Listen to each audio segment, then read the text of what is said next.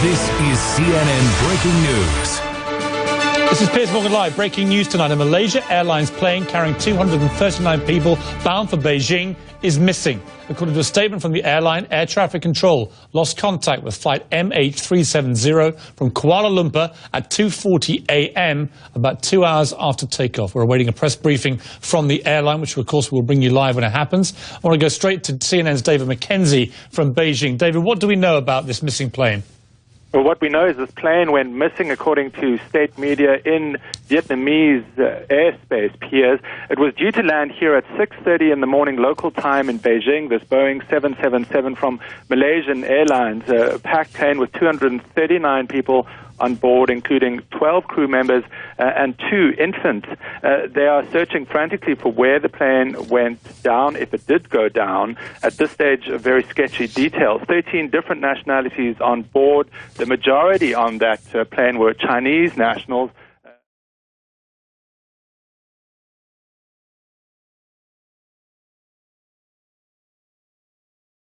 Based on reports from Reuters and Interfax, a Malaysian Airlines flight with about 295 people on board has crashed, we are told, from reports in Reuters and Interfax. This happened in Ukraine near the Russian border.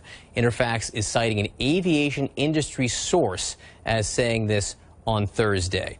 At this point, it looks as if this Boeing plane was flying from Amsterdam to Kuala Lumpur. Reuters could not immediately confirm, we're told, this Interfax report. But again, this information, you know, everyone is asking, no doubt, a lot of questions right now. It is, we are told, a Malaysian Airlines flight. That is what Reuters is reporting. The flight went down, according to Reuters, between Russia and Ukraine, and there were some 290 people on board.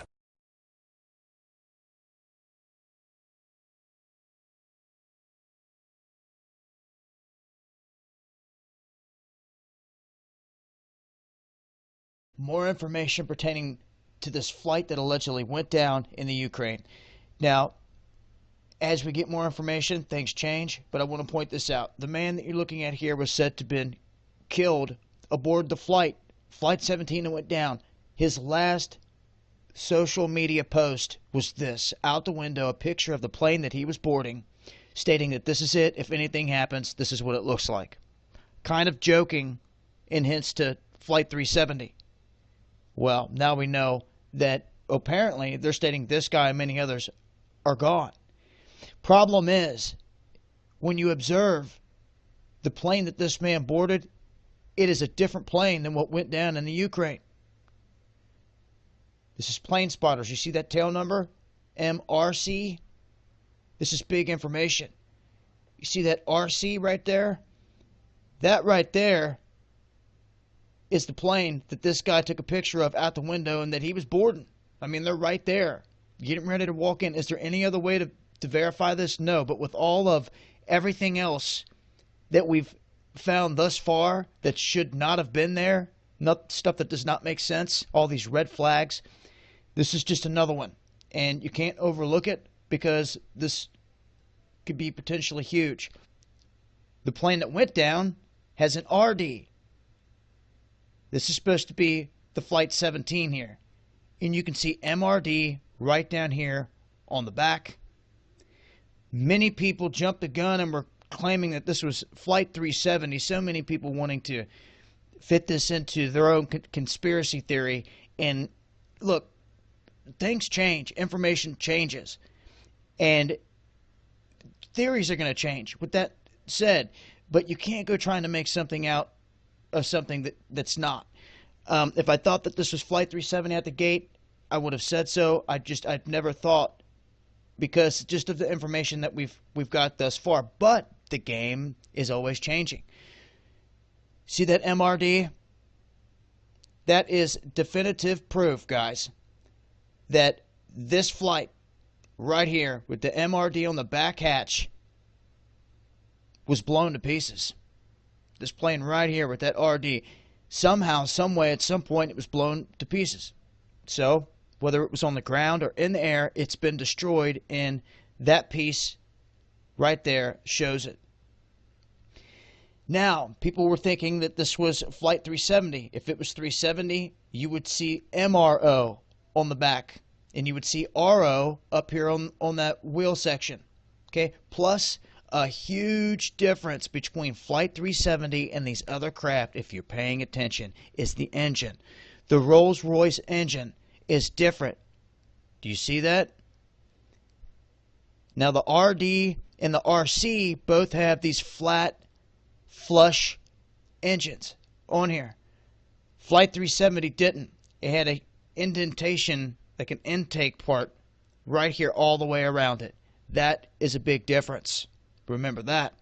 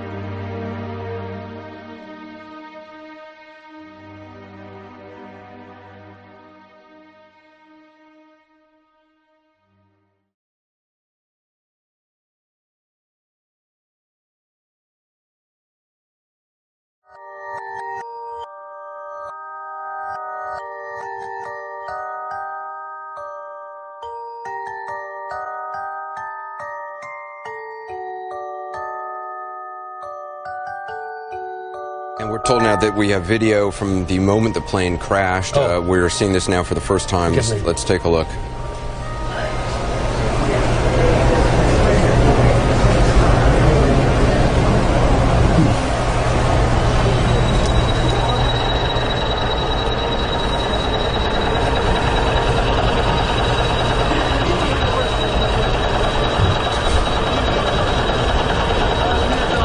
to re-rack that just to take another look. It's obviously very far in the distance from where this video was. You don't actually, as far as we can see.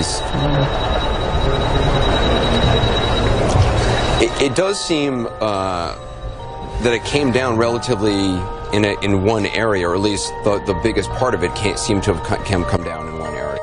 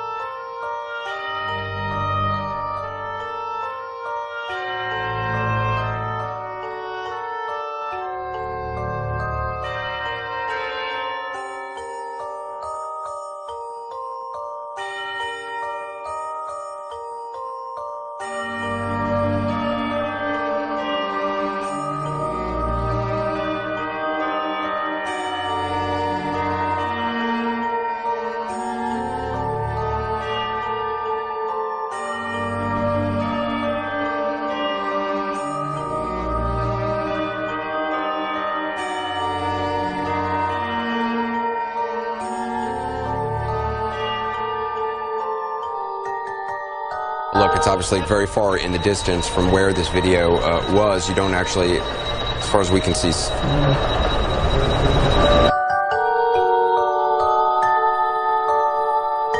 Look, it's obviously very far in the distance from where this video was. You don't actually, as far as we can see.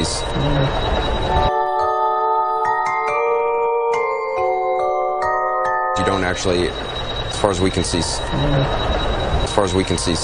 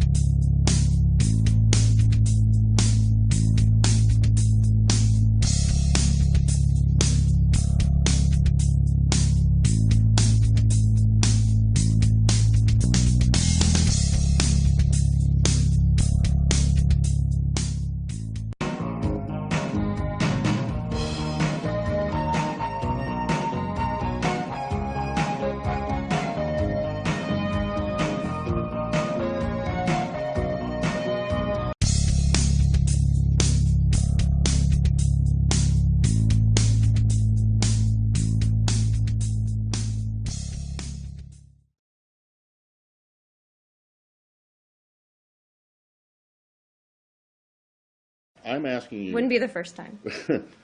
No, that's true. But I'm asking you, I mean, there's all you're willing to present publicly that backs up your version of the story, which may well be the correct version of the story, but all you have, well, it may well be, but you know, I don't know.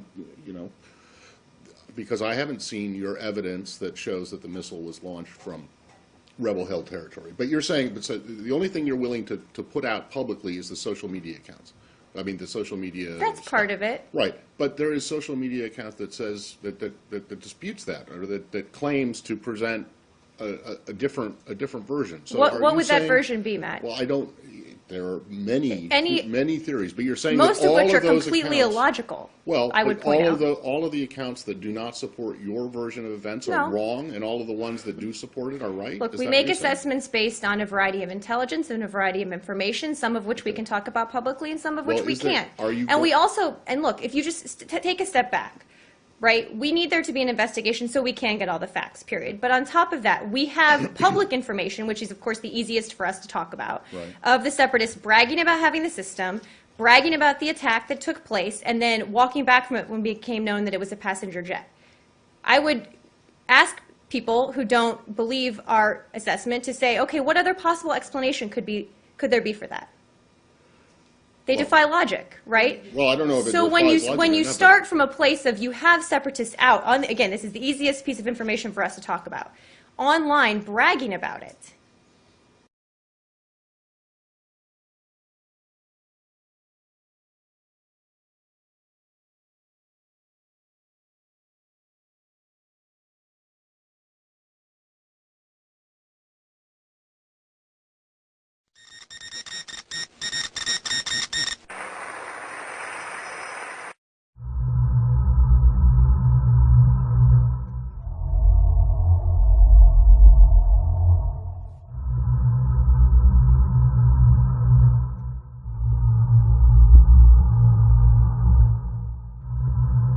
Today, the Federal Air Traffic Control Agency has acquired some objective control material from Rostov Regional Center of Unified Air Traffic Control System. The video clip presents the air control information on aerial situation in the region in the period from 5 hours 19 minutes p.m. to 5 hours 25 minutes p.m. Moscow time on 17th of July 2014. Boeing 777 is heading towards the Russian Federation state boundary and is to cross it in the point of Tonak. At 5 hours 20 minutes p.m. at the distance of 51 kilometers from Russian Federation state boundary, at the azimuth of 300 degrees, the aircraft started to lose its speed abruptly.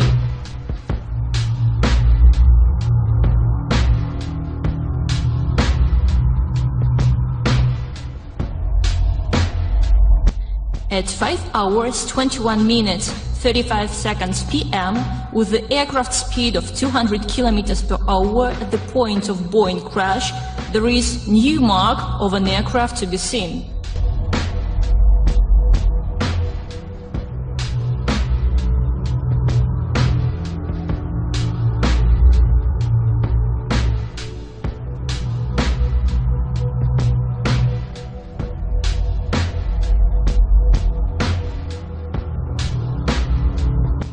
The air control officer inquiring the characteristics of the newly appeared aircraft couldn't possibly get them, because it's quite possible that the aircraft had no secondary detection system mounted on it, which is pretty typical for military aircraft.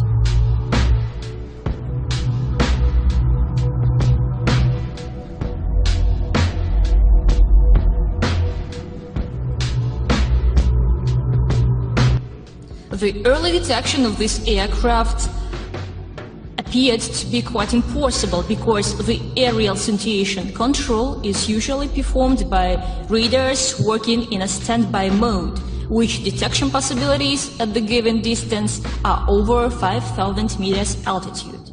The detection of the aircraft turned out to be possible as the aircraft ascended.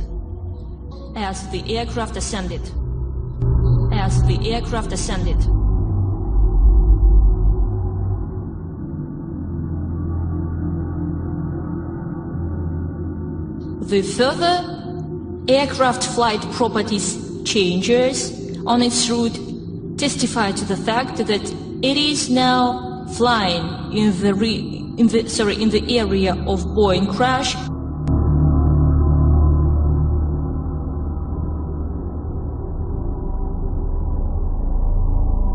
Earlier, the Ukrainian officials reported that on the day of the Boeing 777 crash, there were no military aircraft available in this region. So, as you can see, this doesn't appear to be true.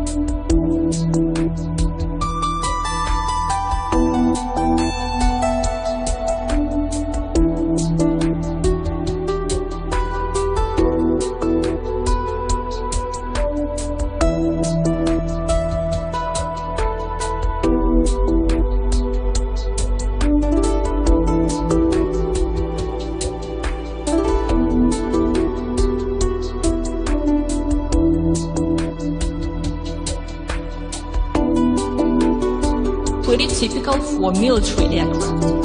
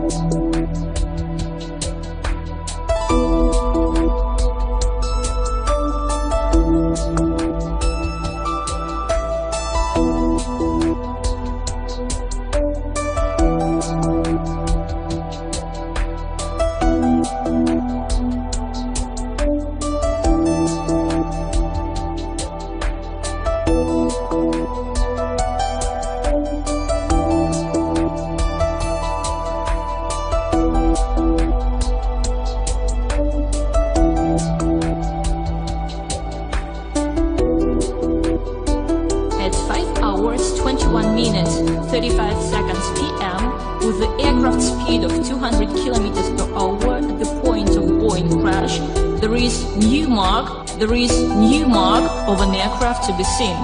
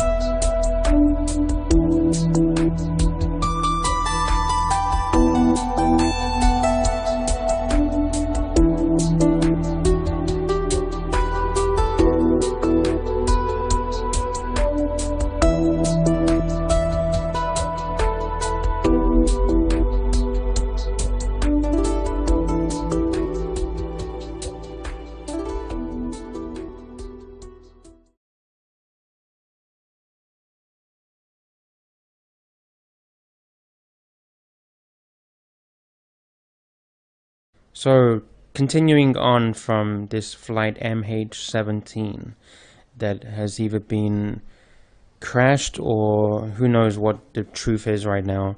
There's so many theories. But right now I just want to talk about the passports that have allegedly been found from passengers on this flight. You will notice one major thing. The passports that are being shown as evidence seem to be all brand new passports with 0 stamps and no visas, and yet they're all brand new. It just seems strange that all these passports look brand spanking new. Yet another even more strange thing is these passports have allegedly come from a smoldering wreckage from the flight MH17 airplane. Yet they have no burning marks, they have no creases, they're not cut in half. It just seems very strange. So how can these passports have come from a smoldering, burning mess?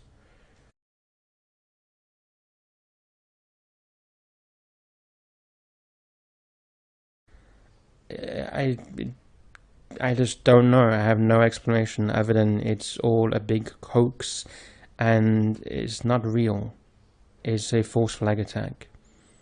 Another thing I need to point out, if you take a look at this Malaysian passport, here we go. This Malaysian passport, it has a triangle cut out. You may be aware or may not be aware, when you have your passport and it's expiring or expired or any number of reasons, maybe it's damaged, you can return your passport to your government and you can get a new passport. And when they issue your new passport, they also send back your old passport. But they send your old passport back to you with a cut, some kind of cut on the front page or the back page. So this one here, the Malaysian authorities have cut a triangle in the front page to signify this is either an expired passport or something wrong with the passport. So they make a big triangle to let people know that this is not a valid passport anymore. So why would the passenger be flying with this passport? Why would the passenger have an expired, invalid passport? And why would they be flying with this? It doesn't make any sense. It really doesn't make any sense. And just to prove here, if you do a search, this Malaysian passport, another passport, has the triangle cut out to signify there's a problem with the passport. Maybe it's expired, maybe it's damaged, and here's their new passport. So there's many questions that have not been answered, but it shows that this definitely has to be a false flag attack. Could it be that the missing MH17 is actually this flight? And I just have no idea anymore. Everything is fake in this world. I don't know what to believe anymore.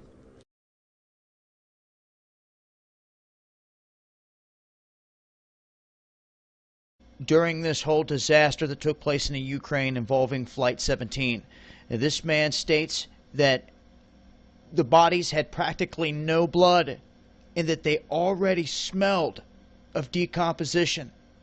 We were having dinner when we heard a strange noise that sounded like clapping. As soon as we went out of the house, we saw a body lying nearby. It must have fallen from a very high altitude. The only thing left on the body was a t-shirt. It was a man. The legs were broken. I saw practically no blood. Now you can smell this odor over here. There are no words to describe it. Here... That's my point, is that this guy said the bodies fell from way up out of the sky. They come down, they saw practically no blood. A woman before this man gives her account as well, and you heard what he also just said there. There was the smell. Okay, people that were just killed, it's not like that, guys. I've been around, I've seen dead bodies. I know if you guys don't understand what's taking place here, it looks to be like the people that were aboard this plane, some of them at least were potentially already dead.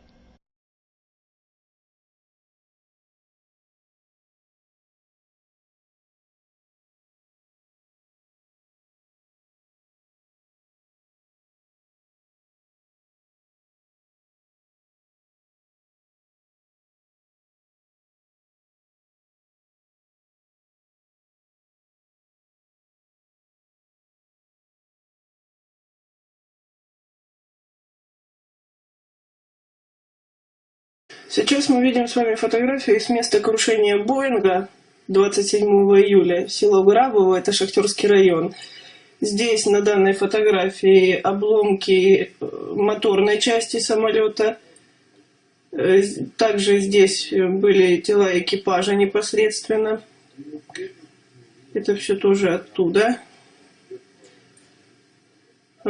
Я хочу сакцентировать внимание на том, что фрагменты тел, которые лежали на асфальте в дневное время суток, вокруг них был влажный какой-то ореол. Это не была кровь, это жир, какая-то жидкость, что угодно, но не кровь. Ночью эти же фрагменты тел обрастали вот эти вот места, становились зеленые при съемке. На фотографиях было отчетливо видно зелень, как ил на воде. А вот по поводу, говорили, запаха, то есть обычно свежие, ну, как бы погибшие, сразу запаха ж нет, да? Нет, нет. Смотрите, запах был нестерпимый, была гарь и какой-то химический запах от тел. Но возле самой крупной части, возле фюзеляжа, вот он, там стоять было даже рядом просто невозможно. Там реально выедало глаза, запах был формалина.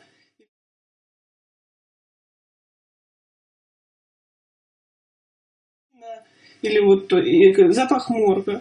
И вот эта вот часть, она, такое ощущение складывается, что она пропитанная. Там реально больше 5 минут не выстоишь возле него. Здесь, вот через дорогу, вот здесь, лежат основные, ну, основное место там, где тела. Сейчас я покажу. Вот он. Вот тут лежит фюзеляж. Тут этот запах тоже был присущ, но вот основной возле фюзеляжа.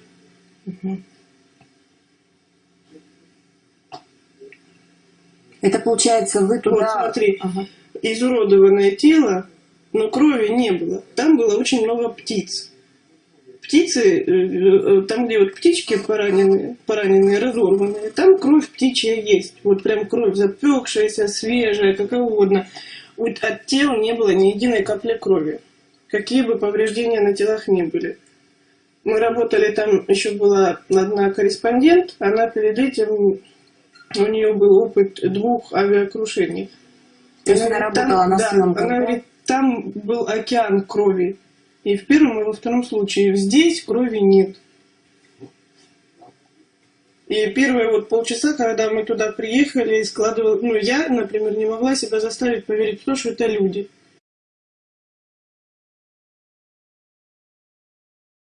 Я это все видела, все понимала, но то, что это люди, вот манекены из магазина.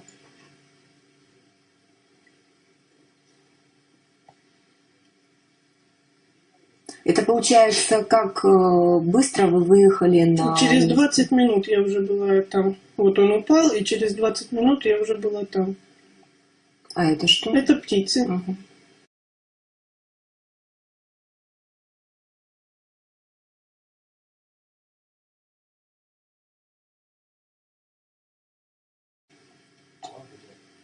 Вот, ты видишь? Посмотри. Вот она изуродованная кровь, где?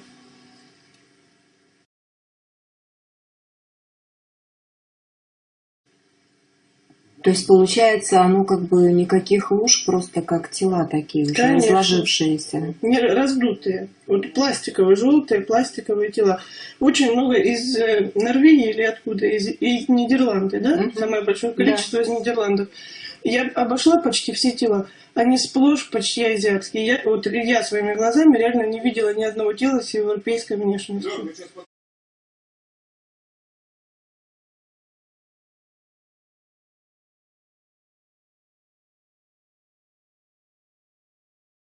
Families in limbo, a nation in mourning. This is the image of heartbreak in the Netherlands, where a bittersweet homecoming is unfolding right now. The first bodies from Malaysia Airlines Flight 17 arriving back home on Dutch soil. The families of those victims will welcome their return, as will government officials and even Dutch royals. Most of the 298 people killed were from the Netherlands. Я своими глазами реально не видела ни одного тела с европейской внешностью.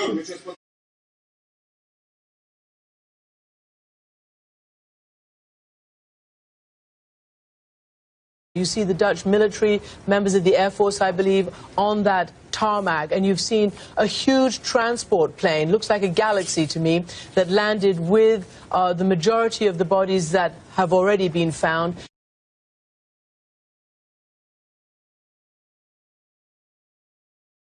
And another plane as well, a C-130 transport. One of them was a Dutch Air Force plane, the other was a Royal Australian Air Force plane, and as I said, Australia lost so many people as well. And on the tarmac there, in this silent tribute, because we understand there will not be speeches, that is not a moment even for prayers to be said publicly or any kind of political or other kind of speeches. This apparently will be a silent tribute, just the Dutch royals, the Prime Minister, the Foreign Minister, other family members as well, gathered here to see their remains of their loved ones brought out of that flight.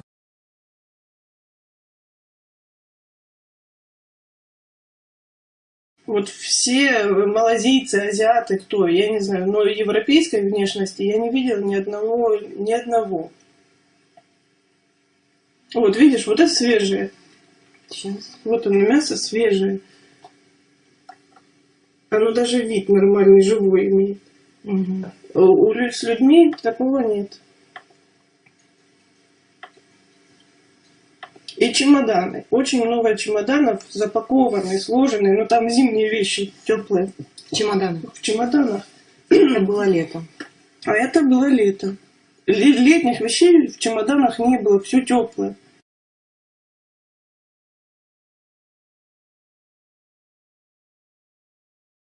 А то, что по поводу детей там говорили, что чуть ли не полсамолета детей было.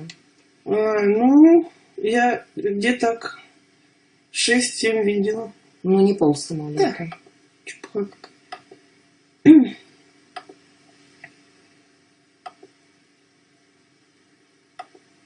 Ну вот, видишь, вот, посмотри.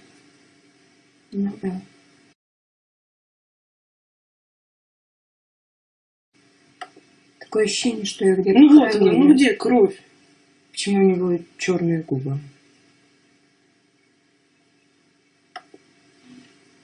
Да, крови нет. А крови нет, действительно.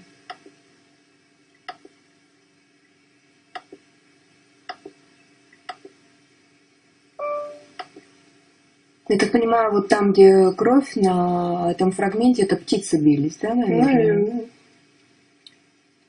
Ну вот это основное скопление тел вот здесь, в этом месте. Здесь и вот тут они. Очень много вот здесь. То есть, в принципе, получается, что было впечатление, что люди как-то были расположены конкретно какими-то кучками в самолете, если скопление в определенных местах, они по самолету сидели. Нет, вот они все в одном месте, основная масса. Да, они рассеянные в радиусе 10 километров, понятно, они летели, много летели, но основная вот масса, они все были в одном месте. Документы тоже. Меня лично интересует вопрос. Почти все документы не поврежденные. Я не знаю, как так получается, но они почти все целые. Остальные какие-то там бумаги были еще, которые были не повреждены? Было очень много документов. Бумажек, документов, всего подряд. Очень много. И смотри, основное, они не сгорели ничего. Мы очень много находили, телефоны, там, планшеты, фотоаппараты. пересматривали специально на месте, все пересматривали, все флешки, там вот все, что было возможно. С 2014 года нигде нет ни одной фотографии, все датировано 2013.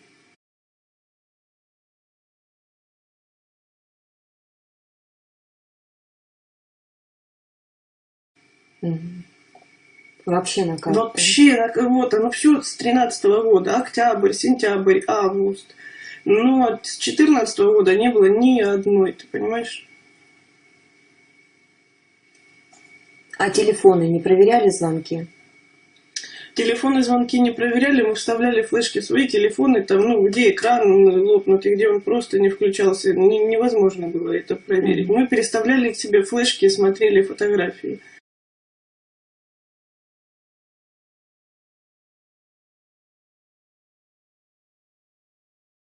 Потом это все мы собрали, все документы, флешки, телефоны, все целое, поломанное, все в одну машину, и это увезли.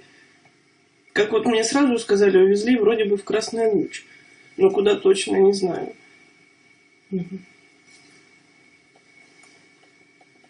что такое? Это желтые, да? Непонятно. И белые какие, как будто, да, действительно, как... Видишь, они вымоченные. Как обескровленные предварительно, такое впечатление. Вот, посмотри, видишь, голова как раскололась? Да.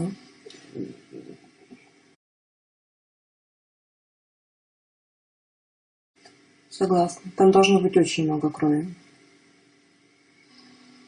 Оно как законсервировано. Они вымоченные.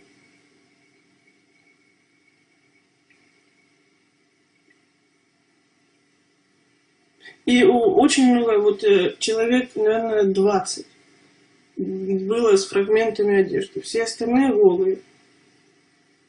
Ну, совсем голые.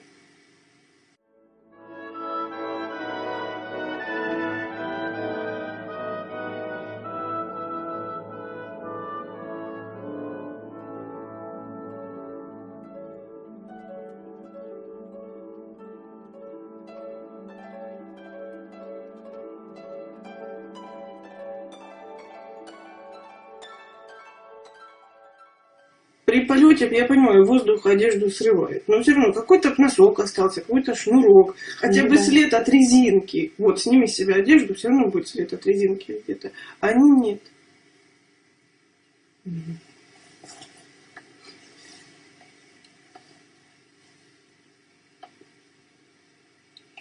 Это ребенок, да, судя по всему? Да, это ребенок, мальчик.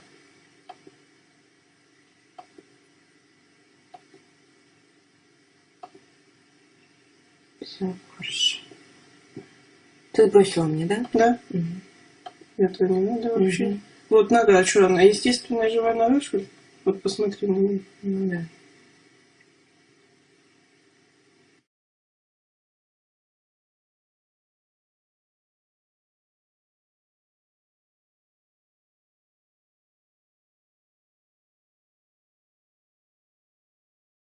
Many feel that the Malaysian authorities reflect what people are saying on the street closer than most other governments. This conference has been organised with one central message: to criminalise war and to hold those who wage it to account. And of course this message is particularly poignant in the light of recent events in Gaza, where Palestinian civilians were massacred with virtual impunity. Speakers at the conference said that Israel's war on Gaza was a classic example of the rich and the powerful crushing the weak and defenceless. Over 1,300 Palestinians, mostly civilians, were killed. Israel said it was targeting Hamas fighters, who were firing rockets into its territory. But the Malaysian Foreign Minister called for an international war crimes tribunal to be set up to prosecute Israeli leaders. We drag a person to court to be prosecuted for his act of having killed someone. We use the maxim mens rea in determining his murderous intent. But we simply allow a neighboring state to marauder thousands with guns, airstrikers, chemicals, and tanks. I feel that his hands are tied. Most American presidents, and I would say including Obama, may not take any stand against Israel without losing considerable support in the US itself. the Israeli lobby in the US is truly powerful, and they can determine who wins and who loses in elections. But today the Jews rule this world by proxy. They get others to fight and die for them. They invented socialism, communism, human rights and democracy so that persecuting them would appear to be wrong, so they may enjoy equal rights with others. With these, they have now gained control of the most powerful countries, and they, this tiny community, have become a world power.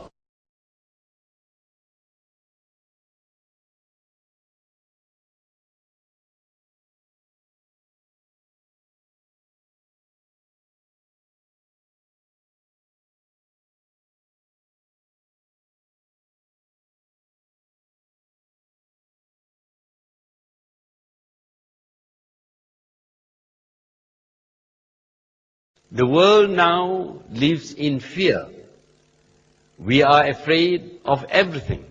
We are afraid of flying, afraid of certain countries, afraid of bearded Asian men, afraid of the shoes airline passengers wear. Mr. Mahathir defended Muslims, tracing the roots of terrorism to injustice and inequality, dubbing both Palestinian and Israeli acts of aggression as acts of terror, going against what he called double standards of the West. These blatant double standards is what infuriates Muslims, infuriates them to the extent of launching their own terror attacks. If Iraq is linked to the Al-Qaeda, is it not more logical to link the persecution and oppression of the Palestinians with September 11th? War must therefore be made illegal. The enforcement of this must be by multilateral forces under the control of the United Nations. No single nation should be allowed to police the world, least of all to decide what action to take when.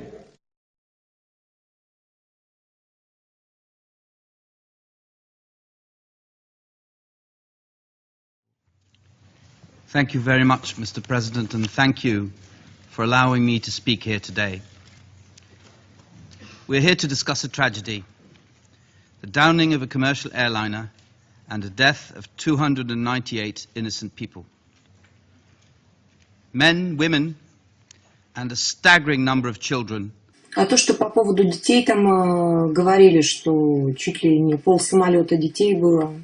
Ну, я где-то 6-7 видела. Ну, не полсамолета. Since Thursday, I've been thinking how horrible must have been the final moments of their lives when they knew the plane was going down. Did they lock hands with their loved ones? Did they hold their children close to their hearts?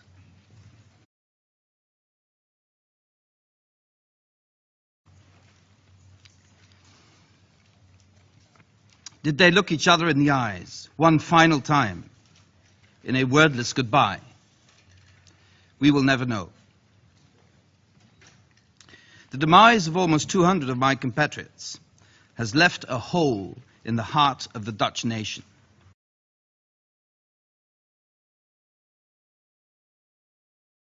Я обошла почти все тела. Они сплошь почти азиатские. Я своими глазами реально не видела ни одного тела с европейской внешностью.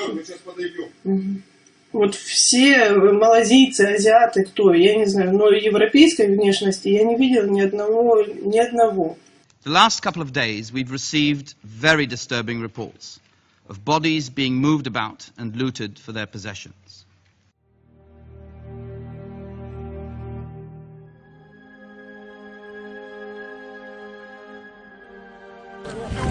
Все увидели, кого не сбивали. Видите?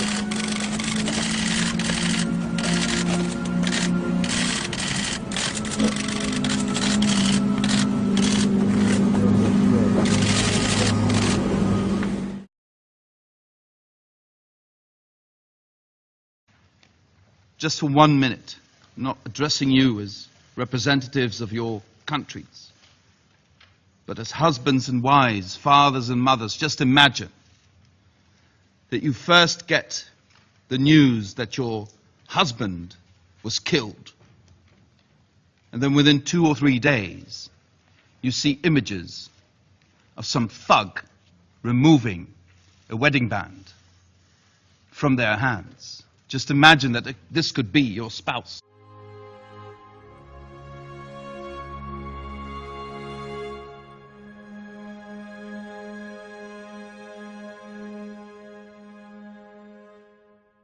Active war zone, so to have an impartial investigation there that can safely conduct its work is going to.